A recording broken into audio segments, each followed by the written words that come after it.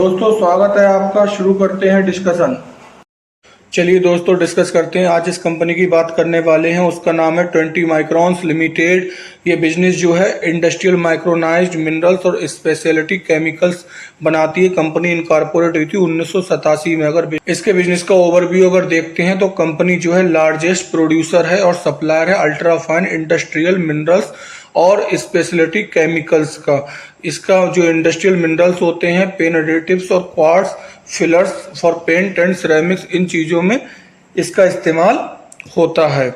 Industrial mineral जो ये बनाती हैं वो वालकिले हैं, वराइट्स है, बेंटोनाइट्स हैं, ब्लीचिंग अर्थ है। इसके अलावा hydrated sodium, calcium, aluminium silicate है, कोलिन है, माइका है, परलाइट है, ग्रेफाइट है। इसके अलावा और भी बहुत सारे हैं।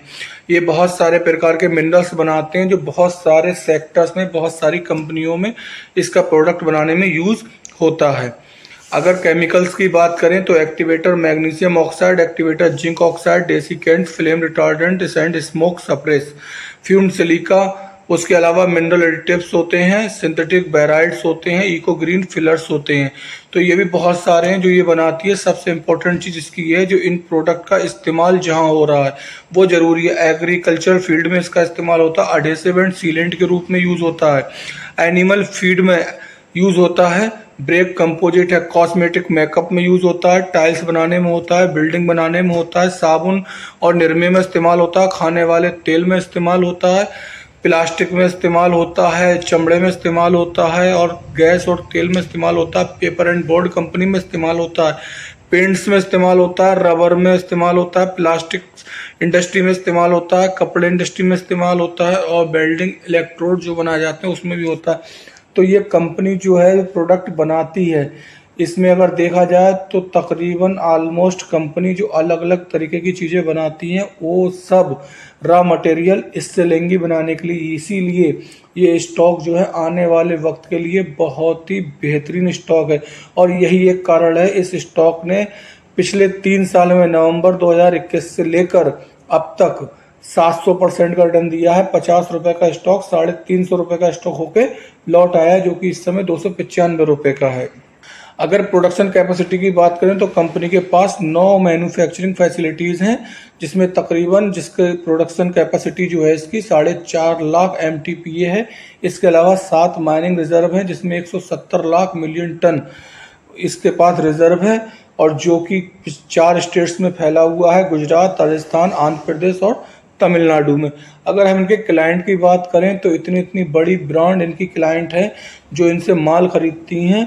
इससे ये सिद्ध होता है कि ये ब्रांड तो ग्रो करेंगी, जाहिर सी बात है, तो ये कंपनी भी ग्रो करेगी। एशियन पेंट आप जानते हैं, इंडिगो पेंट, पिडीलाइट कितनी बड़ी कंपनी है, ONGC सरकारी कंपनी है, ONGC natural gas, Shalimar paint, L'Oreal, JSW paint आप जानिए, बर्जर पेंट्स कितनी बड़ी कंपनी है, आशीर्वाद पाइप प्लास्टिक में यूज़ हो रहा है, डाबर ये हमारे प्रोडक्ट्स दवाइयाँ वगैरह बनाती है, हिंदुस्तान यूनिलीवर जो शैम्पू, साबुन, निरमा कोई चीज़ ऐसी नहीं छोड़ी है जो ह्यूमन यूज़ की है बना नहीं रही है। और इसके अलावा और भी बहुत सारी हैं। अगर जियोग्राफिकल रेवेन्यू स्प्लिट की बात करें तो पिछले साल इसने 15% का एक्सपोर्ट किया था और डोमेस्टिक जो है इसका 85% का रेवेन्यू जनरेट हुआ था। ये कंपनी एक्सपोर्ट भी करती है तुर्की को, इजिप्ट को, शारजा, चाइना, वियतनाम, मलेशिया, इसके अलावा और भी देशों जहाँ करती है। अगर इंडस्ट्रियल रेवेन्यू कंसंट्रेशन की बात करें तो केवल पेंट इंडस्ट्री से ही 50% का रेवेन्यू जनरेट करती है टोटल रेवेन्यू का। उसके बाद 23% का केवल प्लास्टिक इंडस्ट्री से और बकाया जो होता है रबर, पेपर, सिरेमिक, इसके अलावा और भी जो मैंने नाम लिए थे उन कंपनियों से करती है। तो बिजनेस इसका बहुत ज़बरदस्त है बिजनेस मॉडल। अगर इसके फाइनेंशियल्स की बात करते हैं तो मार्केट कैप 1042 करोड़ का है, करंट प्राइस 295 रुपये है, बुक वैल्यू 100 है। निगेटिव इंडिकेटर ये है कि अपनी बुक वैल्यू से 3 गुना रेट पर अवेलेबल है। अब पॉजिटिव इंडिकेटर देख लेते हैं। कंपनी डिविडेंड प्रोवाइड करती है, अच्छी बात है, फेस वैल्यू 5 रुपये है।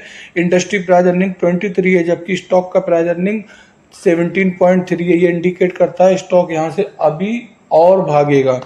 ROC की बात करें 21.7% है और ROE 17.8% है। प्रमोटर होल्डिंग 50% से कम है। ये एक सोचने वाली बात है। कोई स्टेक इसका प्लेज नहीं है, बहुत ज़बरदस्त। डेट टू इक्विटी की बात करें तो 1 से कम है, ये भी बहुत बेहतरीन है। प्राइस अर्निंग ग्रोथ रेशियो की बात करें तो ये 0.96 है, ये भी 1 से कम है, ये भी बहुत अच्छी बात है। अगर इसके सेल की बात करें, जून 2024 में इसने 231 करोड़ की सेल की थी, जबकि जून 2023 में 191 करोड़ की सेल इसकी आप देख सकते हैं। सितंबर 2021 से लेकर जून 2024 तक सेल कंटिन्यूसली इंक्रीज हो रही है। इसके अलावा जो है इसके नेट प्रॉफिट की बात करते हैं तो जून 2024 में 18 करोड़ का नेट प्रॉफिट हुआ, जबकि जून 2023 में इसको 15 करोड़ का हुआ था। प्रॉफिट भी नेट इसको बढ़ के आया है। इक्विटी कैपिटल इसका 18 करोड़ है। रिजर्व अगर हम देखें तो मार्च 2013 में केवल 53 करोड़ का रिजर्व इसके पास था, जो बढ़कर 335 करोड़ हो गया है, जो भी साल दर साल बढ़ता जा रहा है। ये भी एक पॉजिटिव जबरदस्त इंडिकेटर है। बैलेंस शीट ये बताती है बहुत स्ट्रांग है। कर्ज की बात करें तो कर्ज 108 करोड़ का था, फिर से बढ़कर 121 करोड़ हो गया। ये थोड़ा सोचने की बात है। अगर हम बात करें नेट कैश फ्लो की, ये भी पॉजिटिव है, जो कि बहुत अच्छी बात है इस स्टॉक की। प्रमोटर्स के पास 45% का स्टेक है और फॉरेन इन्वेस्टर के पास स्टेक काफ़ी कम है, डोमेस्टिक के पास भी काफ़ी कम है, पब्लिक के पास जो है 54% है। इसमें से कुछ बड़े इन्वेस्टर्स हैं जिनके पास स्टेक्स इसका है। फंडामेंटली बहुत स्ट्रॉन्ग है। आने वाले वक्त में अभी ये 7 ही गुना हुआ है, 3 साल में हो सकता है अभी इसका भी 10 गुना इसके अगले 5 से 10 साल में ये हो जाए।